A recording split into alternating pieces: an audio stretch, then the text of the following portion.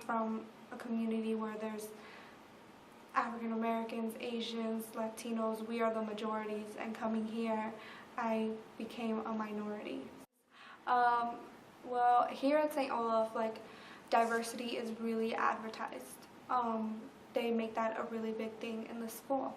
And there are photographers going around campus taking pictures of the students. And my Race and Power class teacher had told the photographers that she did not want them taking pictures of any of her classes or any of her students.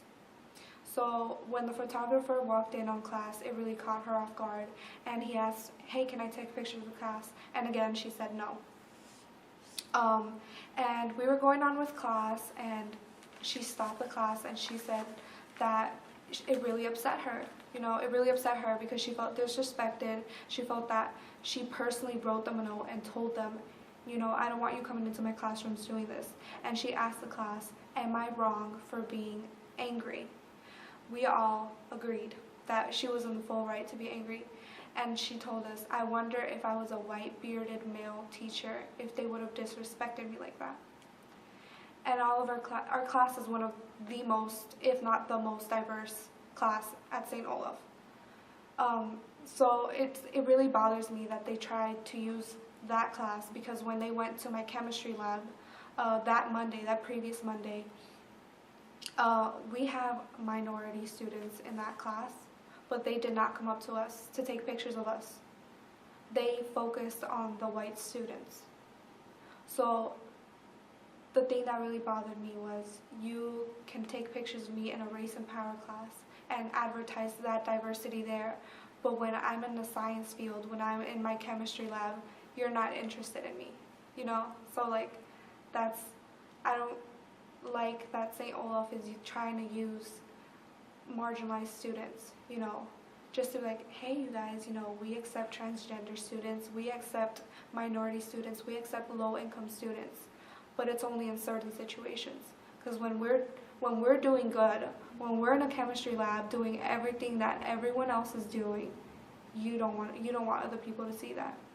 But when I'm in a class sitting next to another Latino, that's when you want to see me. Or when a Latino's next to a white person, that's when you want to see me. I felt more accepted, and I felt like I was like interesting. And coming here, it's like people just assume that we're all Mexican, that we're all the same, you know, because they haven't been exposed to many like different races and stuff, you know. Like for them, it's like Asians, African Americans, Latinos, you know. So I guess it's been different here because I haven't been able to fully tell someone about my culture. No one has been interested in learning about what makes me different. They just put me in the same box as everyone else. They're lucky to be who they are, because society has built itself around them. They haven't had to work hard for what they have.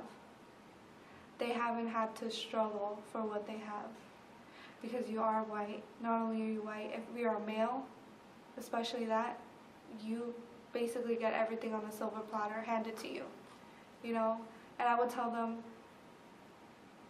to try, even though it's impossible, to try and live the life that we as minority students have to live, that we as low-income students have to live, that we as first-generation students have to live, to see how hard it is for us, not only to make it to the point that we've made it to, but to make it out of here.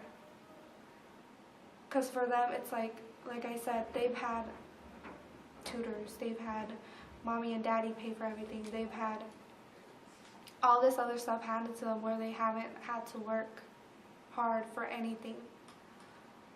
Society has built itself so that when good things come, it's to them automatically. But when good things come for a minority student, you have to work hard for it.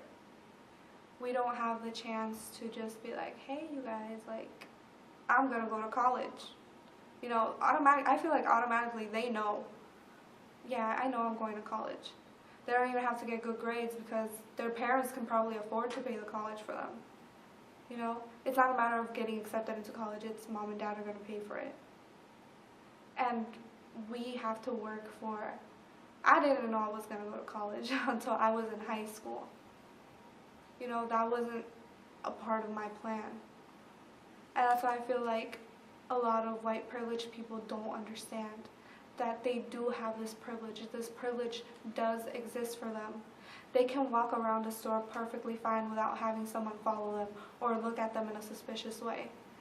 They can go out and blast their music at full volume and no one will think anything of it. If I were to go around the school and drive around and blast my Spanish music, you know, I would be turning heads quickly.